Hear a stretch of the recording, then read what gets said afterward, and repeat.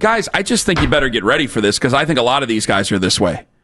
I think it's a discussion we're going to have about God knows who's coming out of the draft. I have no idea.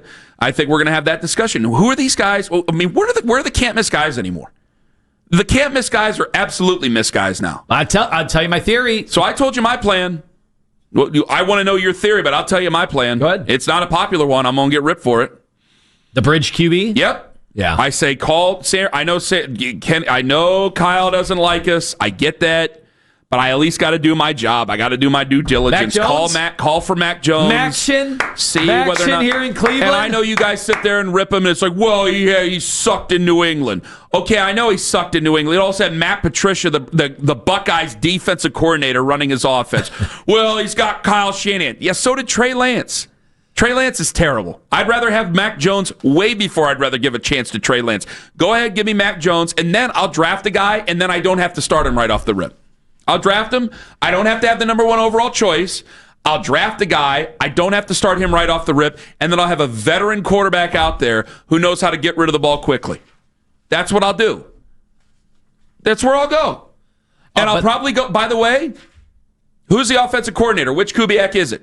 San Francisco. It's either Clint or Clay. That's the other one. Clay? Yeah. There's a Clay, right? Yeah, bring him on. There's another one that's make him the head coach for the Cowboys. Make him the head coach. To hell with it. That's my plan to fix the Browns. To hell with it. Just real quick, I know we got other things to do. I'm sorry. The theory that there's a reason these quarterbacks are all fluctuating. They're not on what we used to consider to be this linear trajectory where they get better and better every year. Mm-hmm.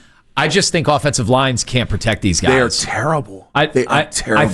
I think there's always been an equilibrium of offensive line versus defensive line. In some games, you'll get the best of them, but the other games, now it seems like every game I watch, offensive lines cannot block the freaks on the defensive lines. I asked an offensive lineman a couple of weeks ago, and you know exactly why I asked, but I'm not going to say his name. I'm like, why are they struggling?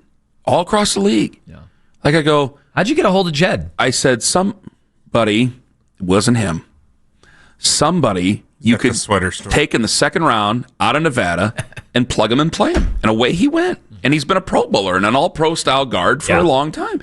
And by the way, that was kind of not expected all the time, but you kind of just did that with a lot of guys for a long time. Hey, we took this guy in the first round and we're going to plug him in, and he ends up playing for your football team for the next 10 years and plays at a pretty high level. And that became expected. And now the answer I got was the offenses are totally different. They don't huddle. They don't do these things that we're supposed to. It's the same answers we've been talking about for a long time. And they just come in, they struggle. They just can't move the way that these other guys do. And because they get moved around the offenses and things like that, you think you can plug them and play them anywhere because they're better athletes. And they can't do it. And the reverse feet, like that whole thing with DeJuan. DeJuan was uncomfortable. He's a basketball player. But when you have to reverse every single step and all you do, it's tough to do. And I also think training camp along with preseason games, there's not a real pocket. You don't get a chance to sit in a pocket under fire and develop and learn how to throw. I also think defensive linemen are freakier. They're freakier. Yeah. They're unblockable under the current rules. They're not all as fast as Lawrence Taylor, but they're all almost as fast as Lawrence Taylor. The good ones, the not so good ones. I know he's a linebacker, but you get what I'm saying. Like they are so fast. Guys you've never heard of. You'll watch a game and you've never heard of, and you're like, that guy looks unblockable. If you can't catch him, you can't catch him. But that's my plan. All right. If you had to choose Andrew Berry or Kevin Stefanski, you got to keep one. Which one you keep him? I love the conversation they had yesterday afternoon. I decided to rip him right off. Let's go. You got to keep one of them. I say Kevin.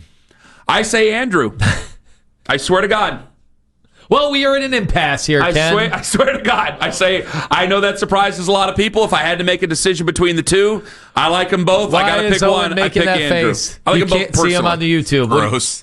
Because this conversation's gross. It is a gross conversation. Well, here's your problem. But it may very well be the conversation that we need to have. Most of the conversations about the Browns are pretty gross. You just brought up bring in a Kubiak, right? Yeah. Well, who's from the Kubiak tree that has been an offensive coordinator before? Well, hold on. Who's that? Kevin Stefanski. Hold on. Damn it. Trees, So he stays in. Trees have various limbs, some healthier than others. Yeah, sometimes they falter my ceiling, too. You can trim them. You can trim them. Not great. That's why, hey, maybe they need to give a call to KC Roofing. And a Kubiak comes out. You don't know. Now, my Japanese maple up front, there is some fine pruning that needs to be done. So I had one that just completely fell over when I first moved in. I swear to God. They are hard. I would pick. I'll tell you why. The last draft's been okay. It was. And I think that better than okay. I would say better than okay. And let me give you the reasoning why. It's not just to disagree with you because it's a radio show. Kevin has made this move to me about Tommy Rees to keep the. I think the team's on the verge of just calling it a day on Kevin. I think you could keep Andrew Berry and install someone else out there. None of these are great decisions, guys. I get it. You can install Andrew Berry as your general manager, keep him as your general manager, a team president, and install a new coach and maybe install a new hope. Because I think that he's made this decision with Tommy Rees because I think the defense is about as fit to be tied as possible, and he has to keep his entire team around. I think it's a responsible decision to make this change. I do, by Kevin. I think it's responsible. And if it wasn't his choice, then I guess I'm going to have to change some thoughts here, but I'm going to go with this. I think that he's trying to be responsible to his team, but I think that team's just about had enough. And I think it's easier with this group to replace the head coach because I think that you still have talent on that defense, and they might not want to give up on those guys. And so I don't know what you're going to do at the wide receiver spot. Not good at picking wide receivers. We're not too terribly good at picking offensive linemen. We're not too terribly good at drafting in the first place. But you can still build on this rookie class, and I think you can get some positivity or some hope out of the fan base. You've just recently had a real great rookie class. You're going to need more of them because you don't have a whole lot of money to spend over the future, but you're going to need more of them. I think that if you're going to hold on to some of these guys, unfortunately, I think it's easier to change out the head coach. Now you go. Yeah, I have no big defense of Kevin in any of this. And if I were arguing with myself, I could bring up 10 reasons why Kevin's not the answer either. But when you come into a season, a critical season like this, and you are presented with the 40-year-old quarterback,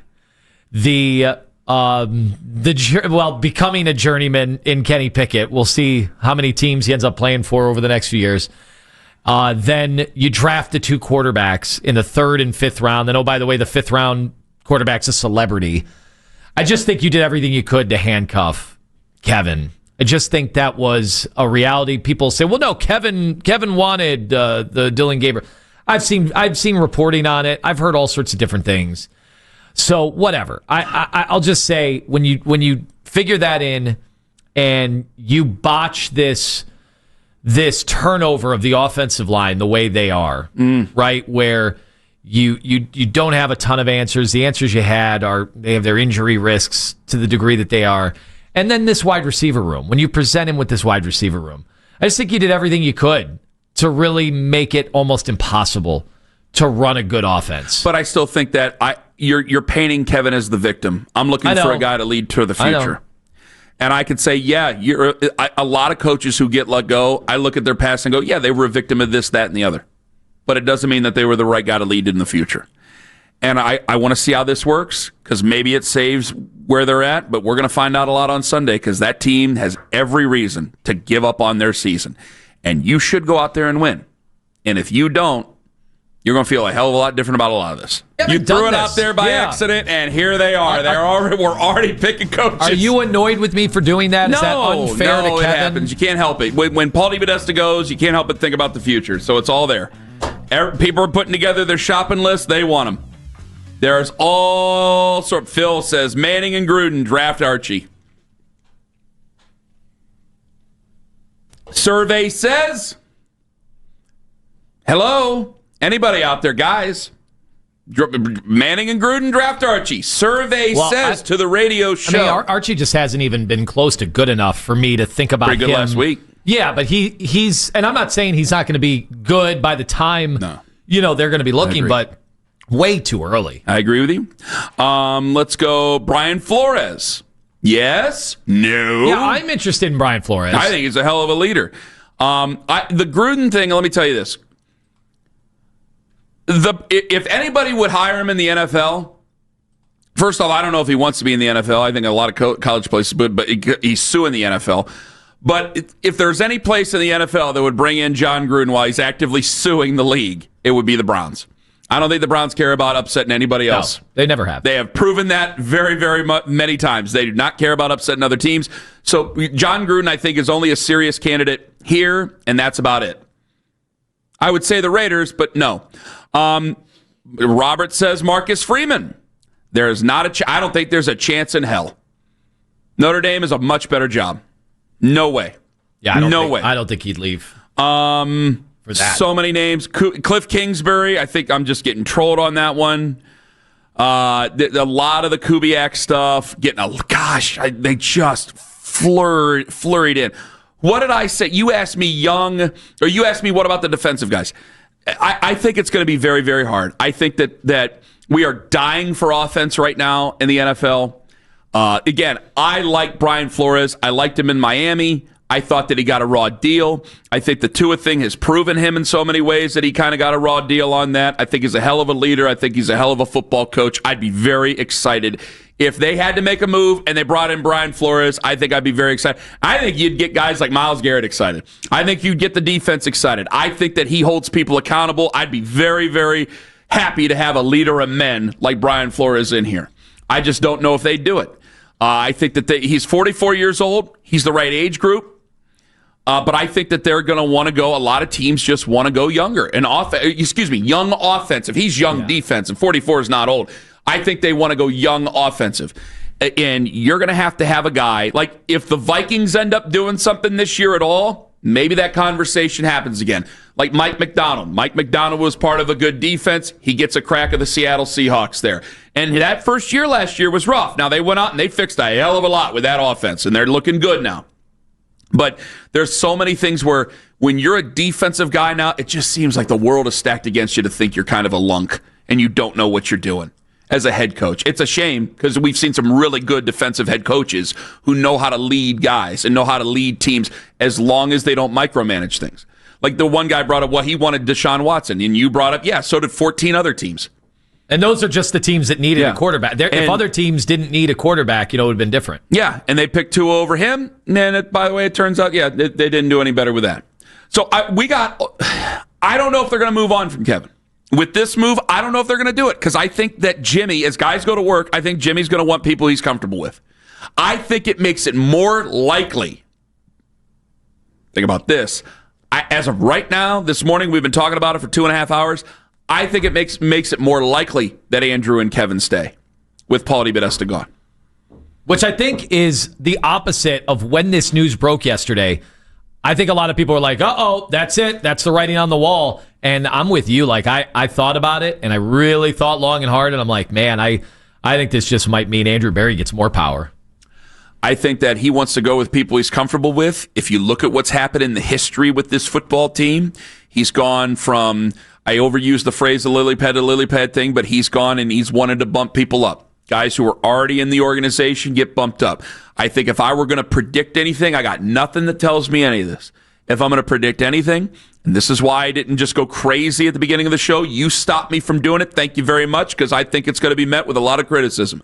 I think they'll probably go Andrew Berry in a team president role. I think they'll probably bump up Glenn Cook as the GM. He's already had plenty of interviews for general manager roles before. I think they'll bump Glenn Cook up to a full-time general manager. I think they may keep Kevin for another year. Or they may move on from him and think, because, again, this is why I think it's easier if you're making the choice between Kevin and Andrew.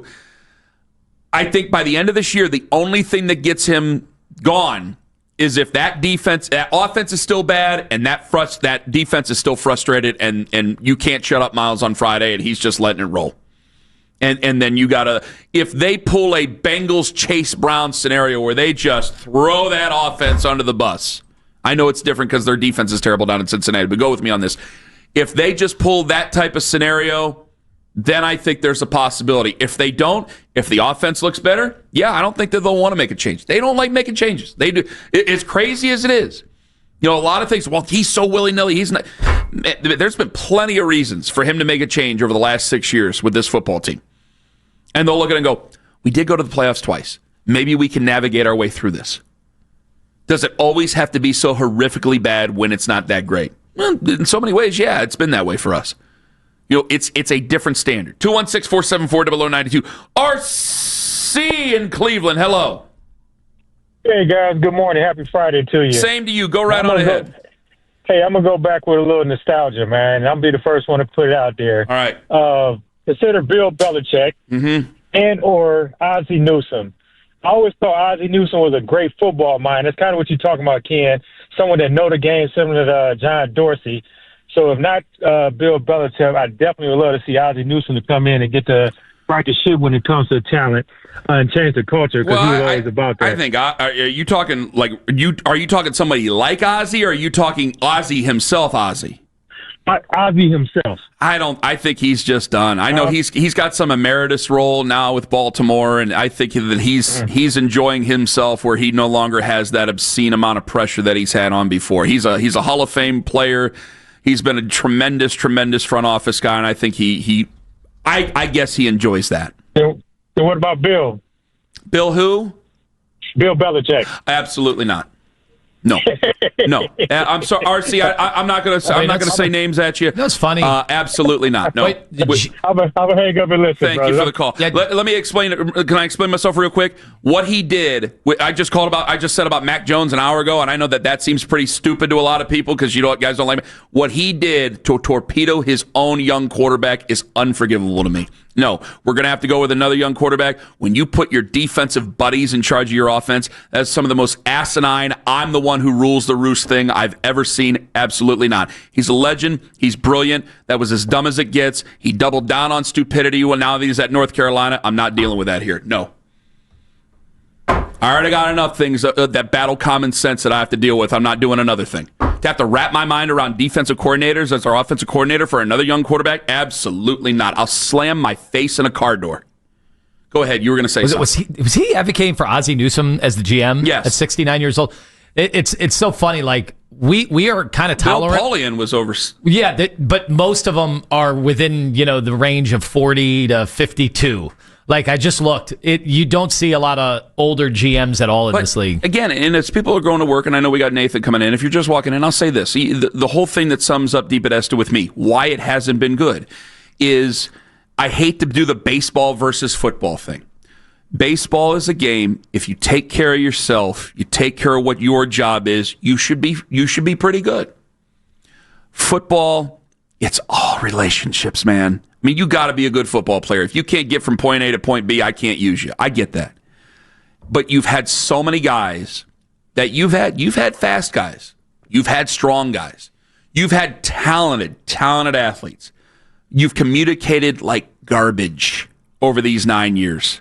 You've had so much dissension in the ranks. So much of this has just been oil and water in your own locker room, and you've not been able to bring in leaders. That's why I'm so excited about Carson Schwarzenegger. I go, oh my God, he really is going to try to play on Sunday. I don't know if he's going to be able to, but I'm like, he's already got the green dot finally. Finally, we got an ass kicker in here. Finally, we got a guy. Let's see what he can do. Give me Harold Fannin. Let's see if these young guys can start. You need those guys. You think they just sit there and watch old football films in Philadelphia and get all excited about lifting weights and eating just red meat all day and how about going after people like it's the movie The Program? No. They're analytical too, but somehow they find guys who are ass kickers and hold their locker room accountable. You need to be able to meld that, and we have not been able to do that over 9 years. This is an opportunity to find some of those guys, to actually build a team, not just what their athletic prowess should say they're able to do.